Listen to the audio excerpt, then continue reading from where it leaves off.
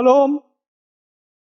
Yang dikasihi Yesus Kristus, sebelum kita masuk, kita berdoa di dalam hati kita masing-masing.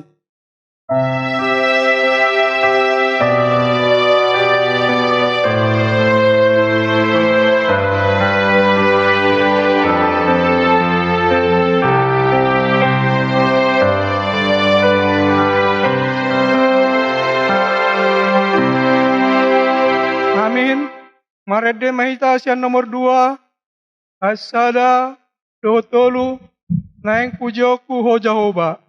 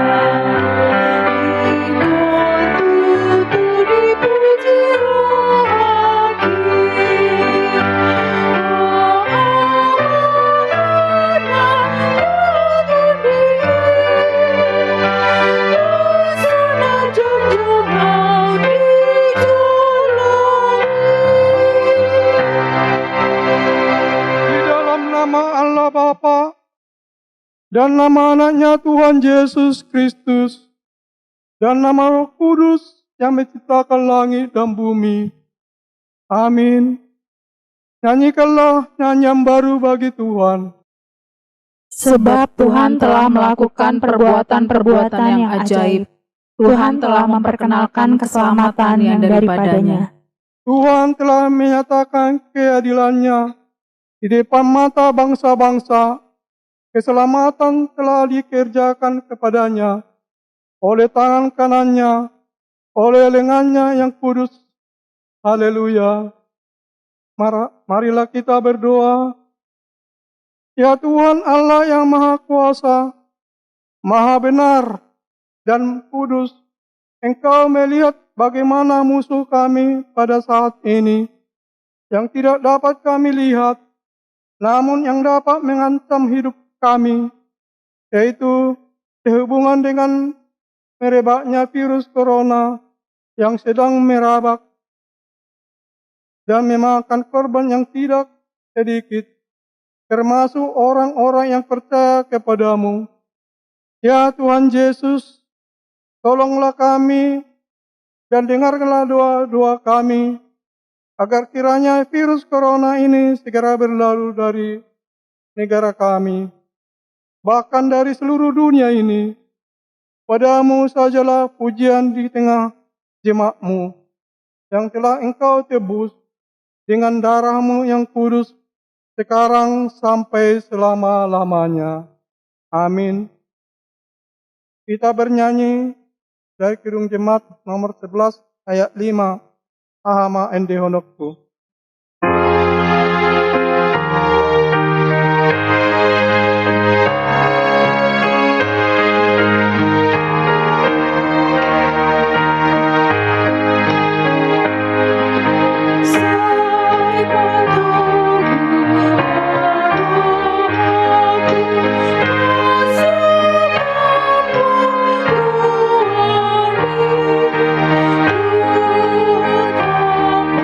Say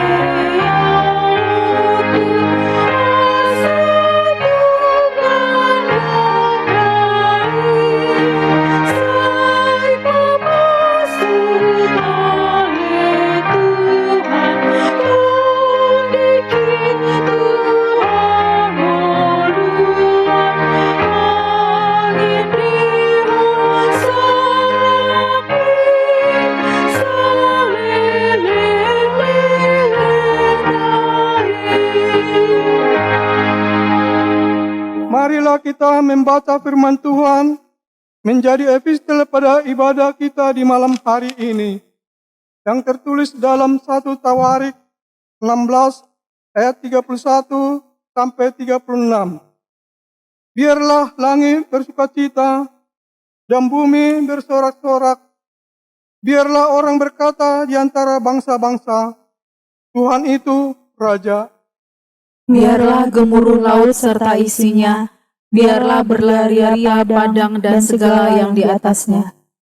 Maka pohon-pohon di hutan bersorak-sorai di hadapan Tuhan, sebab Ia datang untuk menghakimi bumi. Bersyukurlah kepada Tuhan, sebab Ia baik, bahwasanya untuk selama-lamanya kasih setianya. Dan katakanlah, selamatkanlah kami, ya Tuhan Allah, penyelamat kami, dan kumpulkanlah dan lepaskanlah kami dari antara bangsa-bangsa, supaya kami bersyukur kepada nama-Mu yang kudus, dan bermegah dalam puji-pujian kepadamu. Terpujilah Tuhan Allah Israel, dari selama-lamanya sampai selama-lamanya. Maka seluruh umat mengatakan, Amin, pujilah Tuhan. Demikianlah firman Tuhan. Berbahagialah orang yang mendengarkan firman Tuhan, serta memeliharanya. Amin. Are demeita nomor walura sono puluh onom ayat 1. Aha pemasa di ngolumon.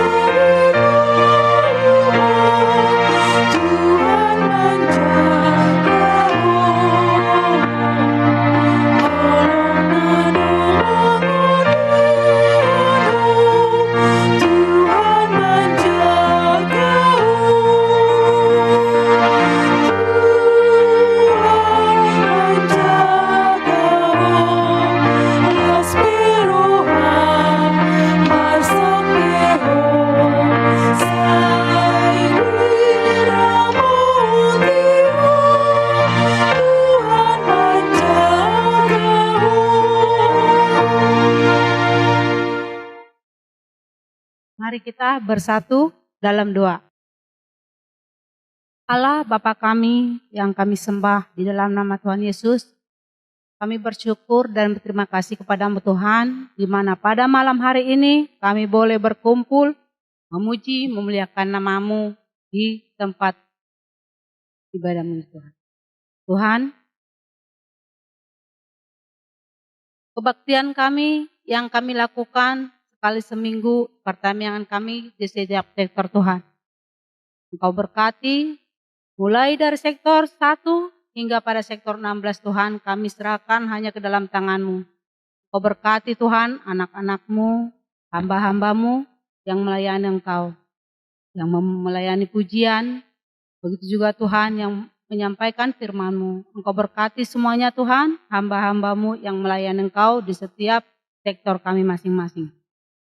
Kami juga berdoa Tuhan buat gereja-gereja kami Tuhan Yesus. Engkau tahu gereja kami pada saat ini dalam pembangunan Tuhan. Engkau turut campur, Engkau turun tangan Tuhan. Mari Tuhan senantiasa yang memberikan semua apa yang diinginkan gereja kami Tuhan. Tuhan akan campur tangan di dalam pembangunan gereja kami Tuhan. Kami yakin dan percaya karena Engkau Allah yang kami sembah. Allah yang kami tinggikan Tuhan. Engkau yang patut kami muliakan Tuhan. Tidak ada Allah yang seperti Engkau Tuhan. Hanya kepadamu kami bersandar. Tuhan Yesus, kami juga Tuhan berdoa buat bangsa dan negara kami ini Tuhan. Kami serahkan hanya ke dalam tangan-Mu Tuhan Yesus. Di mana pada saat ini Tuhan yang terjadi Tuhan Yesus. Virus-virus yang tidak kami inginkan Tuhan, kami tahu bahwa Tuhan akan senantiasa turut campur di dalam mengobati semua Tuhan. Orang-orang yang korban Tuhan, yang korban sakit. Kau sembuhkan Tuhan Yesus. Apapun penyakitnya Tuhan, kami serahkan hanya ke dalam tangan-Mu. Kami hanya bersandar kepada-Mu saja Tuhan. Semuanya Tuhan kami serahkan pada para medis, para dokter Tuhan. Engkau turut campur. Engkau yang menjamah semua Tuhan. Saudara-saudara kami yang pada saat ini terbaring di rumah sakit maupun yang di rumah Tuhan. Kami undang Engkau Tuhan Yesus supaya bilur-bilur-Mu menyembuhkan saudara-saudara kami yang sakit pada saat ini Tuhan. Kami yakin dan percaya tidak ada yang mustahil bagi-Mu Tuhan jika kami percaya kepada-Mu. Bahwasanya Tuhan turut campur dan bilur-bilur Tuhan yang akan menyembuhkan saudara-saudara kami yang tertimpa sakit pada saat ini Tuhan. Baik di rumah maupun di rumah sakit. Begitu juga negara kami Tuhan Yesus, negara kami yang tertindas pada saat ini Tuhan. Jikalau kami mengandalkan kekuatan kami Tuhan, kami tidak sanggup. Tapi kami hanya mengandalkan kuasa Yesus. Dan darah Yesus senantiasa menyembuhkan segala pasien-pasien Tuhan yang pada saat ini yang mengalami COVID Tuhan, COVID-19 Tuhan Yesus. Yang kami tidak dapat menduganya Tuhan, apapun itu virus itu Tuhan, apapun sakit itu Tuhan. Tapi kami yakin, jikalau kami Tuhan bersandar kepada-Mu, tidak ada yang mustahil bagi-Mu Tuhan. Kami percaya Tuhan turut campur dan menjamah kami, bahwa membungkus kami dengan darah-Mu Tuhan Yesus. Terima kasih Tuhan, Engkau berkati semua Tuhan pelayan-pelayan-Mu di gereja ini Tuhan. Mulai dari yang memimpin pujian, yang melayani Engkau Tuhan, yang menyampaikan firman-Mu Tuhan. Engkau berkati semuanya Tuhan Yesus. Engkau turut campur dan menuntun kami Tuhan ke jalan yang benar, agar kami dapat senantiasa melayani orang-orang Tuhan Yesus, untuk kami dapat mengajak mereka untuk senantiasa untuk dapat memuji memuliakan nama-Mu Tuhan. Tuhan kami percaya semua Tuhan apapun yang terjadi di dunia ini, kami yakin dan percaya Tuhan akan menjamah. Semua penyakit Tuhan akan cabut semuanya Tuhan Yesus. Kami yakin dan percaya Tuhan, bahwasanya Tuhan tidak ada yang tidak mungkin di hadapan Tuhan. Kami percaya Tuhan, semuanya Tuhan kami serahkan hanya ke dalam tangan-Mu saja Tuhan. Mulai dari gereja kami, dari pemerintahan kami juga Tuhan. Mulai dari bawah hingga pada pemerintahan kami yang tertinggi Tuhan Yesus. Semuanya Tuhan, Kau Tuhan yang campur tangan. Tuhan semuanya yang senantiasa mengatur semuanya Tuhan. Apapun yang direncanakan negara kami ini Tuhan. Untuk kepada masyarakat-masyarakat kami Tuhan yang tertindas. Maupun Tuhan yang dalam keadaan sakit pada saat ini. Terima kasih Tuhan Yesus. Kami juga berdoa Tuhan. Buat sektor kami mulai dari sektor pertama sampai sektor 16 Tuhan. Bahwasanya Tuhan turut campur. Engkau Tuhan yang menjamah. Semuanya sektor kami semua agar kami dapat Tuhan Yesus beribadah seperti biasa sedia kalanya Tuhan, memuji memuliakan nama-Mu di gereja-Mu ini Tuhan Yesus. Kami percaya bahwasanya Tuhan akan senantiasa melindungi dan menjaga kami pribadi lepas pribadi Tuhan. Di atas semuanya itu Tuhan, dosa Tuhan yang banyak kami lakukan Tuhan Yesus, yang sengaja maupun tidak sengaja Tuhan, kami yakin dan percaya Tuhan akan senantiasa membuang dosa kami, agar berkat Tuhan yang kami terima tidak akan terhalang kami terima. Terima kasih Tuhan, kami serahkan kebaktian kami ini dari awal, pertengahan hingga pada akhirnya tentunya Tuhan. Terima kasih Tuhan Yesus, dalam nama Yesus kami berdoa dan mengucap syukur. Amin.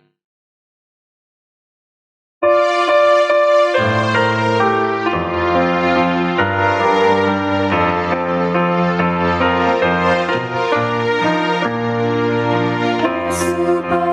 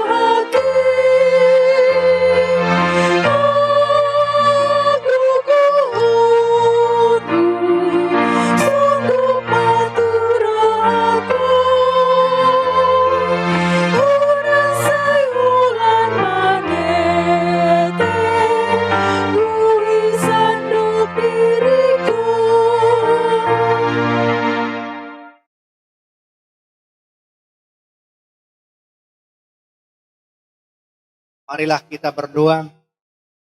Kasih karunia dan damai sejahtera dari Allah Bapa, dari anaknya Yesus Kristus kiranya menyertaimu sekalian. Amin. Bapak saudara yang terkasih dalam Kristus, firman Tuhan menjadi khotbah untuk kita bagian rumah tangga ini, tulis di dalam kitab Ulangan pasal 31 ayat 14 sampai ayat 22. Demikian dikatakan. Kemudian berfirmanlah Tuhan kepada Musa, sesungguhnya sudah dekat waktunya bahwa engkau akan mati. Maka panggillah Yosua dan berdirilah bersama-sama dengan dia di dalam kemah pertemuan, supaya aku memberi perintah kepadanya. Lalu pergilah Musa dan Yosua berdiri dalam kemah pertemuan. Dan Tuhan menampakkan diri di kemah itu dalam tiang awan, dan tiang awan itu berdiri pada pintu kemah. Tuhan berfirman kepada Musa, ketahuilah, engkau akan mendapat perhentian bersama-sama dengan nenek moyangmu, dan bangsa ini akan bangkit dan berzinah dengan mengikuti Allah asing yang ada di negeri. Kemana mereka akan masuk? Mereka akan meninggalkan aku dan mengingkari perjanjianku yang kuikat dengan mereka. Pada waktu itu murkaku akan bernyala-nyala terhadap mereka. Aku akan meninggalkan mereka dan menyembunyikan wajahku terhadap mereka, sehingga mereka termakan habis dan banyak kali ditimpa malapetaka serta kesusahan. Maka pada waktu itu mereka akan berkata, bukankah malapetaka itu menimpa kita oleh sebab Allah kita tidak ada di tengah-tengah kita? Tapi aku akan menyembunyikan wajahku sama sekali pada waktu itu, karena segala kejahatan yang telah dilakukan mereka, yakni mereka yang telah berpaling kepada Allah lain. Oleh sebab itu, tuliskanlah nyanyian ini dan ajarkanlah kepada orang Israel. Letakkanlah di dalam mulut mereka, supaya nyanyian ini menjadi saksi bagiku terhadap orang Israel. Sebab aku akan membawa mereka ke tanah yang kujanjikan dengan sumpah kepada nenek moyang mereka, yakni tanah yang berlimpah-limpah susu dan madunya. Mereka akan makan dan kenyang dan menjadi gemuk. Tetapi mereka akan berpaling kepada Allah lain dan beribadah kepadanya. Aku ini akan dinista mereka, dan perjanjianku akan diingkari mereka. Maka apabila banyak kali mereka ditimpa malapetaka serta kesusahan, maka nyanyian ini akan menjadi kesaksian terhadap mereka. Sebab nyanyian ini akan tetap melekat pada bibir keturunan mereka. Sebab aku tahu niat yang dikandung mereka pada hari ini, sebelum aku membawa mereka ke negeri yang kujanjikan dengan sumpah kepada mereka. Maka Musa menuliskan nyanyian ini dan mengajarkannya kepada orang Israel.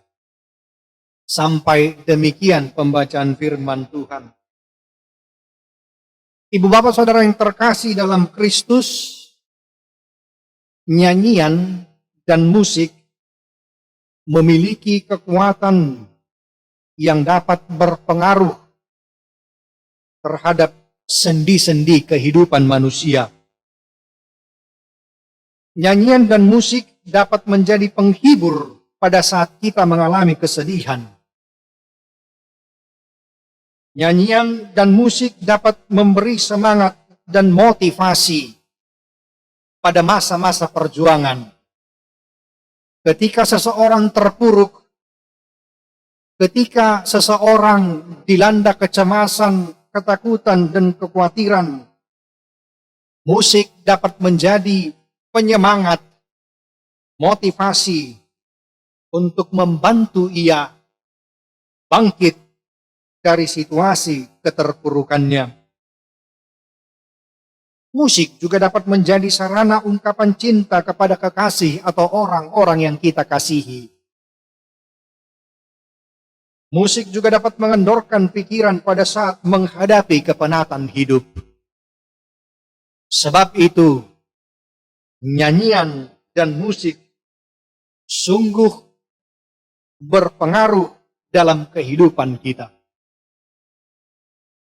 Bukan hanya dalam kehidupan sehari-hari. Dari kacamata rohani, musik juga berperan penting. Musik dan nyanyian secara rohani juga memberikan dampak yang hebat dan luar biasa.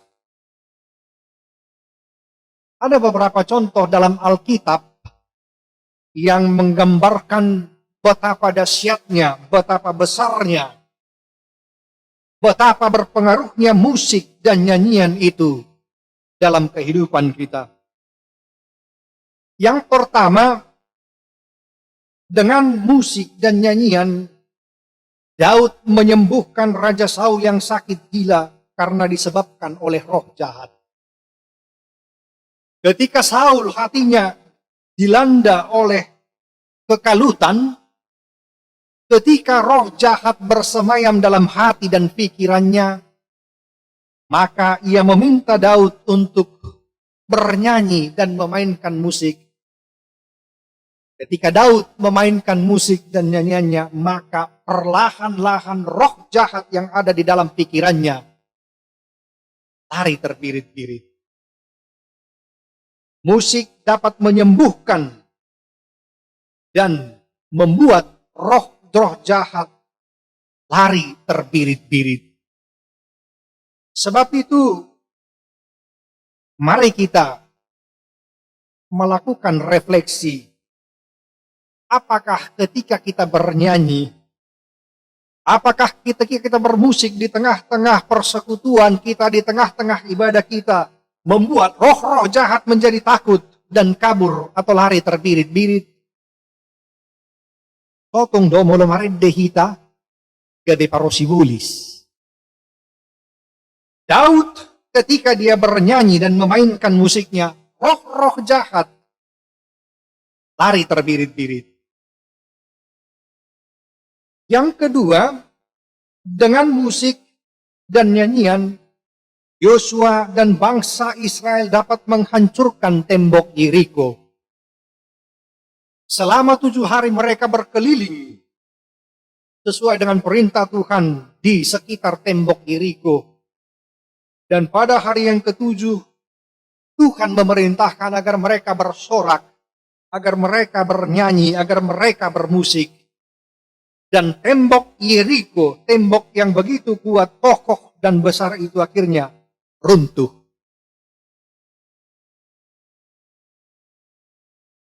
Contoh ketiga, dengan nyanyian dan musik. Di 1 Tawarik pasal 20, Yosafat dapat mengalahkan bangsa Moab dan Amon. Musik dapat menjadi inspirasi, musik dapat menjadi kekuatan, terutama dalam peribadahan kita. Dan yang keempat, dengan nyanyian dan musik, Petrus dan Silas dapat terbebas dari penjara dengan cara yang ajaib. Jadi musik dan nyanyian itu memegang peranan yang penting dalam kehidupan kita. Bukan saja dalam kehidupan kita, tetapi dalam gerak kehidupan persekutuan kita. Musik juga bisa menjadi sarana bagi pekabaran Injil.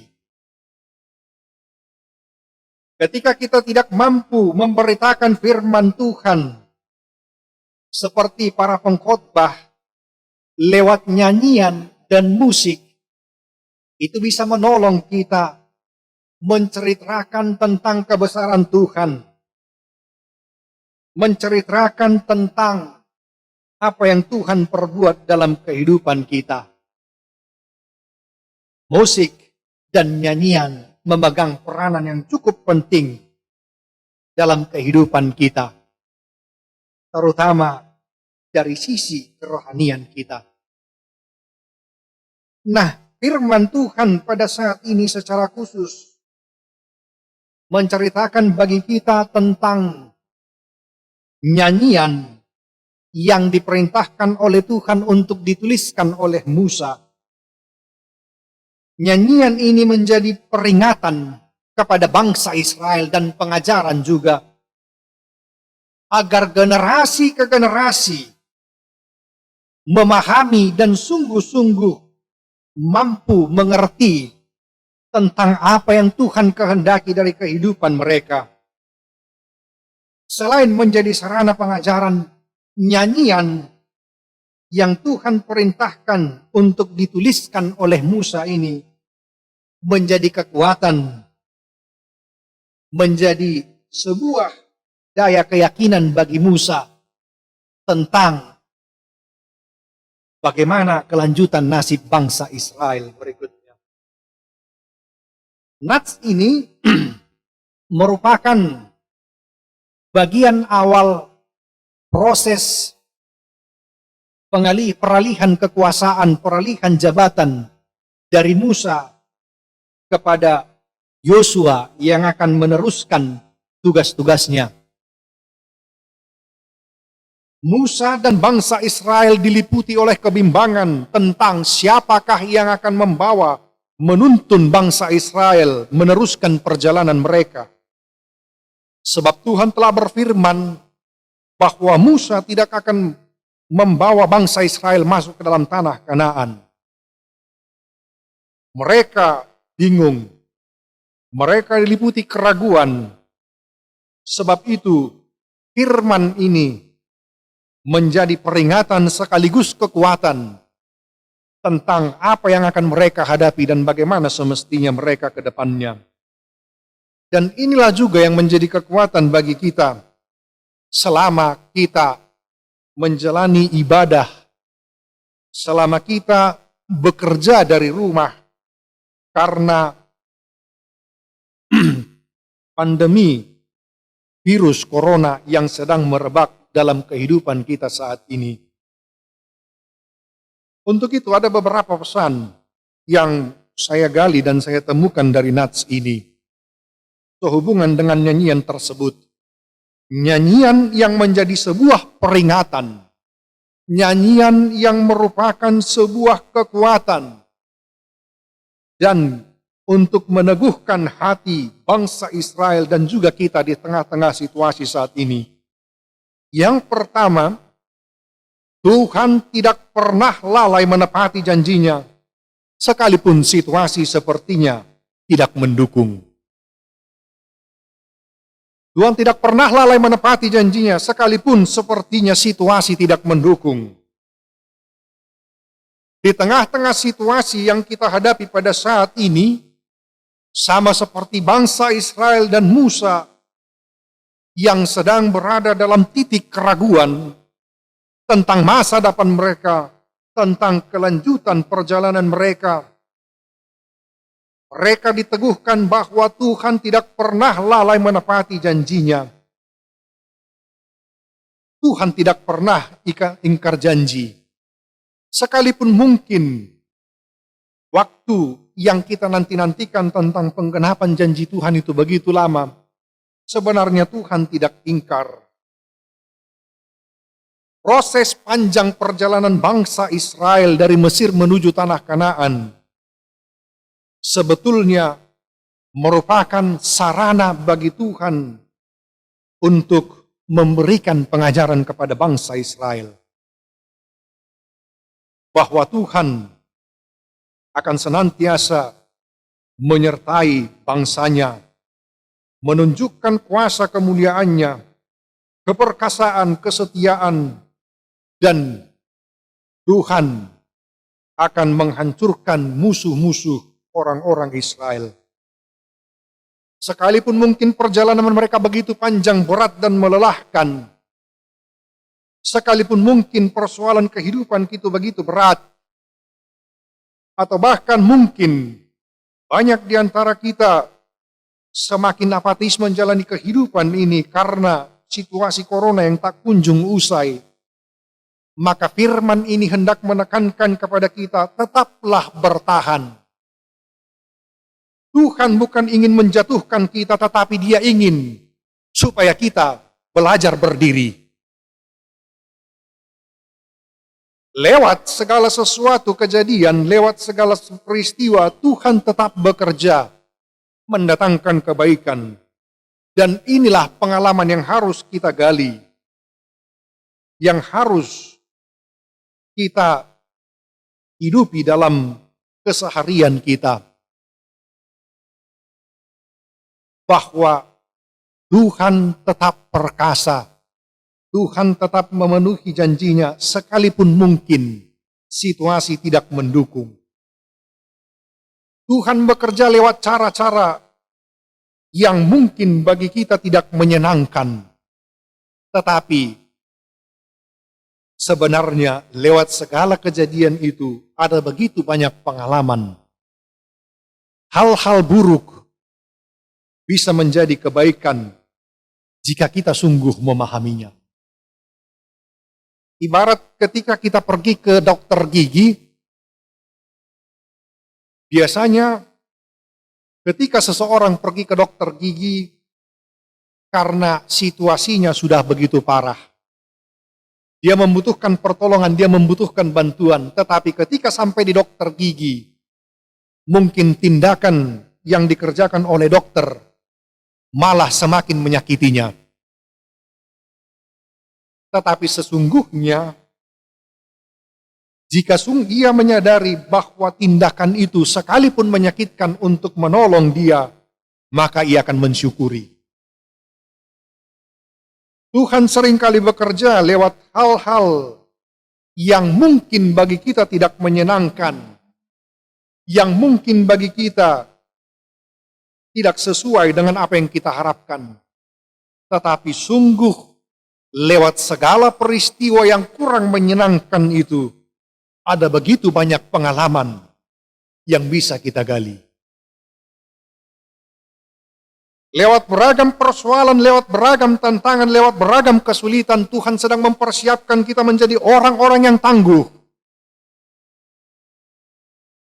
Dan ketika masalah itu berlalu, kita akan menjadi orang yang berbeda.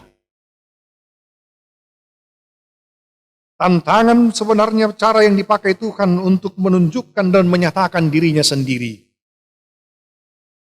Jikalau Tuhan hanya bekerja mendatangkan hal-hal yang baik lewat cara-cara yang menyenangkan, maka mustahil kita bisa sungguh-sungguh beriman kepadanya.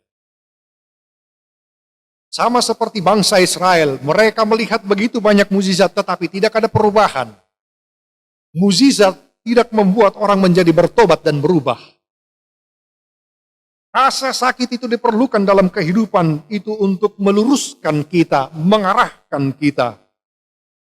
Dan lewat hal tersebut, kita akan dapat memahami bahwa Tuhan tidak pernah lalai menepati janjinya, sekalipun situasi sepertinya tidak mendukung.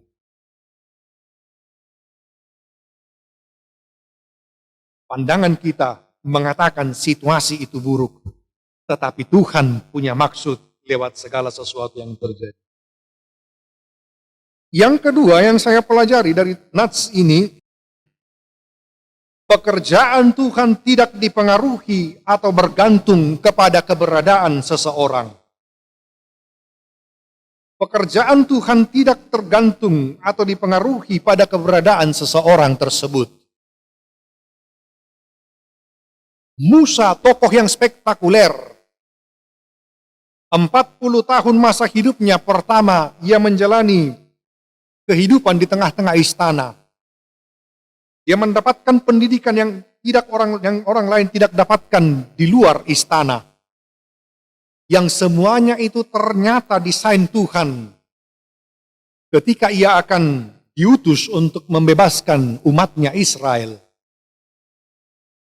Dia dibekali dengan beragam pengetahuan, dia dibekali dengan beragam kecakapan yang akan menjadi senjata baginya yang akan menjadi harta tak ternilai untuknya ketika ia akan membawa bangsa Israel nantinya.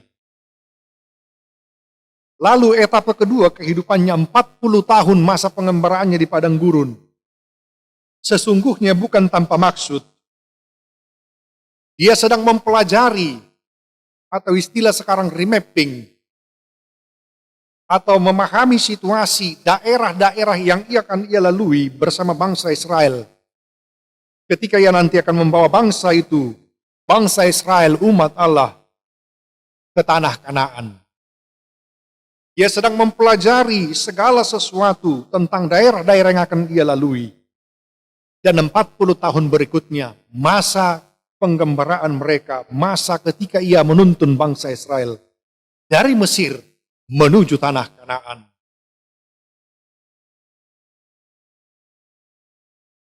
Bangsa Israel maupun Musa tidak menduga bahwa Tuhan akan memilih Yosua menggantikannya.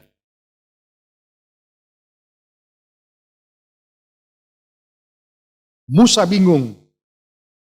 Dia akan menyelesaikan tugasnya sebab akhir dari masa hidupnya telah dekat. Dan ia tidak diizinkan untuk meneruskan perjalanannya mengarahkan bangsa Israel masuk ke tanah Kanaan. Tetapi di sini hendak ditunjukkan bagi kita, Tuhan selalu punya rencananya sendiri yang bahkan tak terpikir oleh manusia. Bukan soal kemampuan, tetapi soal kemauan. Musa bukanlah orang yang hebat dalam berbicara. Tetapi Tuhan mengutus Harun untuk menemaninya menjadi juru bicaranya. Tuhan senantiasa memperlengkapi kita. Apapun kekurangan kita, jangan jadikan itu alasan bagi kita untuk merasa minder, merasa rendah. Sebab rumusnya, Tuhan menerima kita apa adanya, tetapi Tuhan tidak akan pernah membiarkan kita apa adanya. Bukan soal kekuatan, bukan soal kemampuan, tetapi soal kemauan. Siapapun kita, apapun keahlian kita, apapun kekurangan kita, sekalipun mungkin kita tidak sempurna, tetapi ingat, Tuhan bisa memakai siapapun untuk menjadi alatnya. Tuhan menerima kita apa adanya, tetapi Tuhan tidak akan pernah membiarkan kita apa adanya. Di tengah-tengah situasi pandemi coronavirus ini, mungkin kita diliputi kecemasan, ketakutan. Bagaimana kita akan memenangkannya, bagaimana kita akan melaluinya.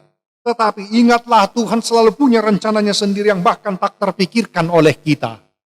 Sebab itu percayalah padanya. Jangan bergantung kepada kekuatan kita, kepada kekuatan dunia ini. Tuhan punya calonnya sendiri. Tuhan menentukan siapa yang akan ia pakai untuk meneruskan tugas memimpin bangsa Israel.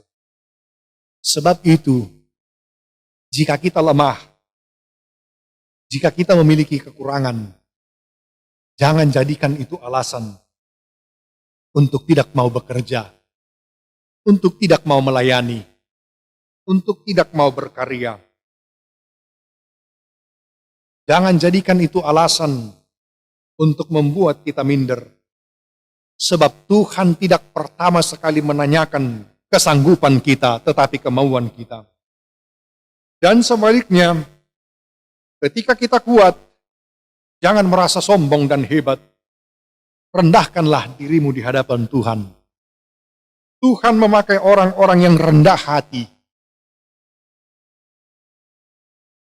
Karya dan kuasa Tuhan sungguh nyata di dalam kehidupan orang-orang yang mau menggantungkan harapannya, percayanya hanya kepada Tuhan. Sekalipun mungkin situasi yang kita hadapi begitu berat, tetapi pekerjaan Tuhan tidak dipengaruhi atau bergantung pada situasi maupun keberadaan seseorang itu. Tuhan bekerja dengan caranya sendiri. Tuhan bekerja melampaui akal pikiran kita. Sebab itu, jangan pernah gentar. Jangan hidup dalam kepanikan. Tetapi ingatlah, nyanyian ini, Tuhan akan selalu menyertai ketika kita percaya. Tetapi ada syaratnya. Kita harus tetap disiplin dan mengerjakan persyaratan-persyaratan yang diperintahkan oleh negara kita untuk memutus rantai penyebaran virus corona ini. Kita tidak boleh gegabah. Kerjakan bagian kita dan biar Tuhan yang menyempurnakan. Dan yang ketiga, lewat nats ini Tuhan hendak memperingatkan kita tentang bahayanya ketika berpaling darinya. Tuhan akan memalingkan wajahnya. Ketika Tuhan memalingkan wajahnya dari kita, kita akan dilanda kesusahan. Kita akan dilanda oleh penderitaan, kesakitan, dan beragam hal-hal lainnya yang tidak menyenangkan. Sebab itu, sama seperti peringatan Tuhan kepada bangsa Israel, kita juga diingatkan, jangan pernah meninggalkan Tuhan, sekalipun situasi kita begitu sulit dan berat. Tuhan adalah keselamatan kita. Kesetiaan seseorang diuji pada saat situasi sulit. Ketika segala sesuatu berjalan seperti yang kita kehendaki, betapa mudahnya mengatakan Tuhan itu baik. Tetapi ketika situasi berubah menjadi tidak seperti yang kita harapkan, apakah kita mampu berkata seperti Daud? Engkau telah menerima yang baik dari Tuhan, apakah kita tidak mau menerima yang buruk? Dan Ayub juga pernah berkata seterusnya, dengan telanjang aku keluar dari rahim ibuku dan dengan telanjang aku kembali ke dalamnya. Tuhan yang mengambil, Tuhan yang memberi, terpujilah nama Tuhan. Bukan situasinya, bukan keadaannya, bukan karena kehidupan kita melimpah dengan kebaikan-kebaikan Tuhan. Tetapi ketika situasi sulit, ketika situasi tidak menyenangkan, apakah kita tetap setia? Dan itu yang menjadi peringatan dalam nats ini. Bangsa Israel akan mengalami kemakmuran, tetapi kemakmuran itu yang akan menjadi kesombongan mereka dan awal kemurtatan mereka. Marilah berkata sama seperti Ayub. Apakah kita mau menerima yang baik dari Tuhan tetapi tidak mau menerima yang buruk?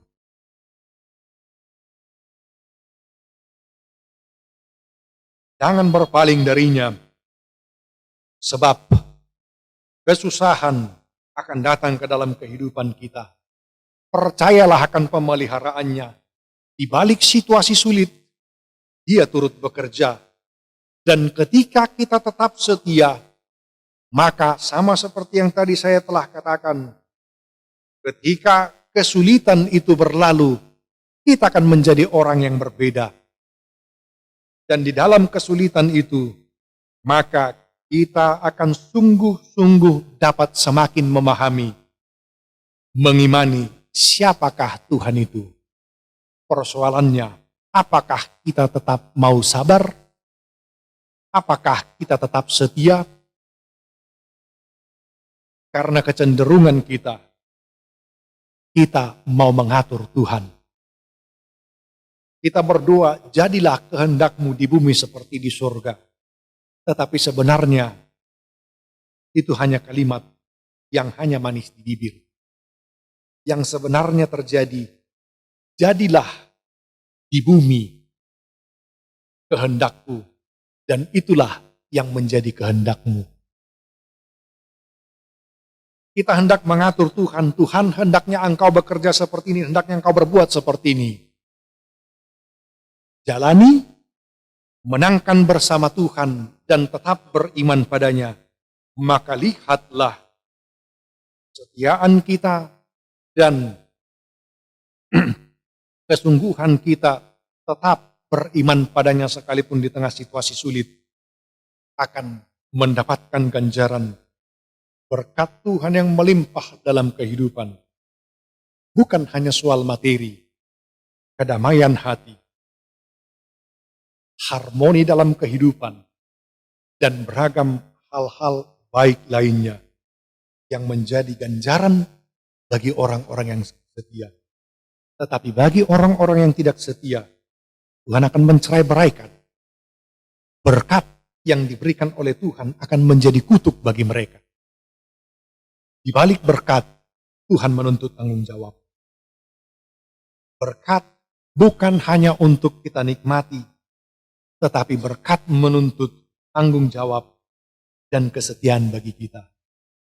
Jangan pernah berpaling dari Tuhan, agar Tuhan tetap memandangkan, menghadapkan wajahnya kepada kita. Tuhan tidak akan pernah meninggalkan kita, sekalipun situasi sulit. Sekalipun kita berhadapan dengan pandemi virus ini. Kita berdoa. Kami mau bersyukur Tuhan untuk firman-Mu yang telah Engkau perdengarkan bagi kami. Kiranya firman-Mu sungguh menjadi kekuatan bagi kami menjalani dan menghadapi masa-masa sulit ini Tuhan. Agar kami percaya sepenuhnya pada pemeliharaan Tuhan. Agar kami tidak ragu sedikit pun akan kuasa-Mu, akan penyertaan-Mu. Engkau sanggup merubah situasi sulit menjadi kebaikan bagi kami. Engkau sanggup merubah ketidakpastian menjadi kepastian. Sebab itu ajar kami Tuhan untuk tetap percaya dan menggantungkan diri sepenuhnya kepadamu. Ajar kami untuk mempercayai bahwa ketika hal buruk terjadi dalam kehidupan kami, Engkau juga bekerja lewat itu semua, memberi peringatan kepada kami bahwa sesungguhnya kami adalah manusia yang rapuh. Dan agar kami melepaskan pegangan kami dari dunia ini, dari hal-hal yang ada di sekitar kehidupan kami, dan kembali berpaling kepadamu ya Tuhan. Ajar kami untuk mengarahkan pandangan kami kepadamu dalam situasi apapun. Dan ajar kami Tuhan memahami, sekalipun situasi yang kami hadapi tidak sepenuhnya menyenangkan, tetapi kami harus meyakini bahwa Engkau tidak akan pernah lalai menepati janji-Mu. Segala sesuatu yang terjadi, Engkau perkenankan terjadi untuk menguji kami, menguji kualitas kami, dan untuk menolong kami semakin memahami Engkau dan percaya penyertaan-Mu, kekuatan-Mu, dan kuasa-Mu. Itulah yang menjadi kekuatan bagi kami. Itulah yang menjadi nyanyian kami, sorak-sorai kami, menjalani masa-masa sulit ini. Jangan biarkan kami terpuruk Tuhan, tetapi biarlah hati kami senantiasa beria-ria memuji, memuliakan Engkau.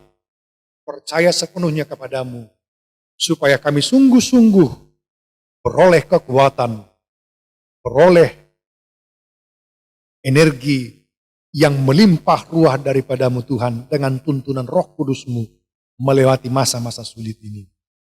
Inilah doa kami Tuhan yang kami sampaikan hanya lewat nama anak-Mu Tuhan Yesus Kristus Tuhan kami. Amin.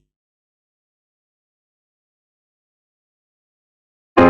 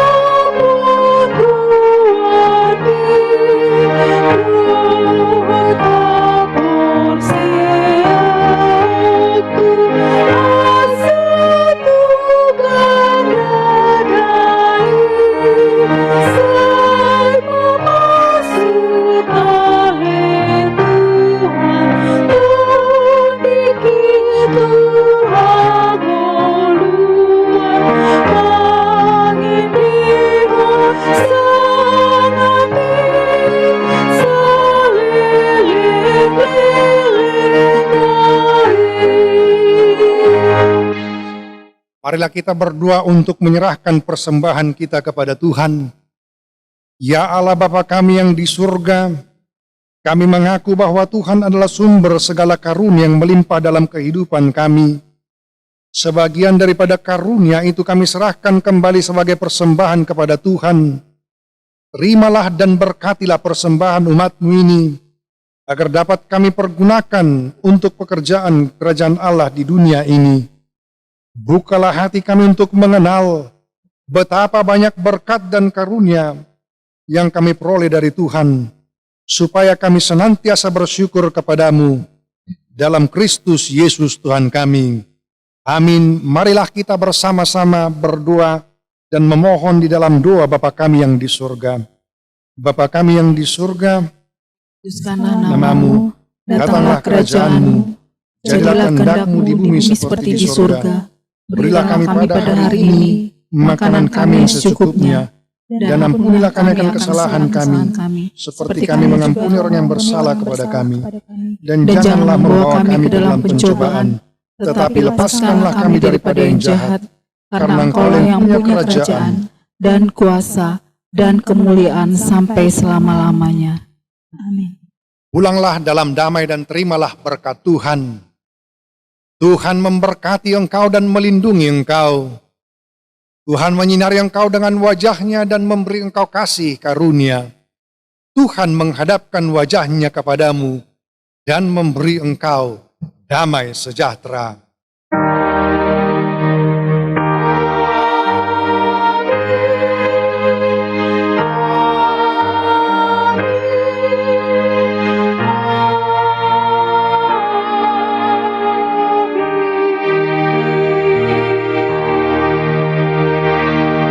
Shalom bagi kita semua.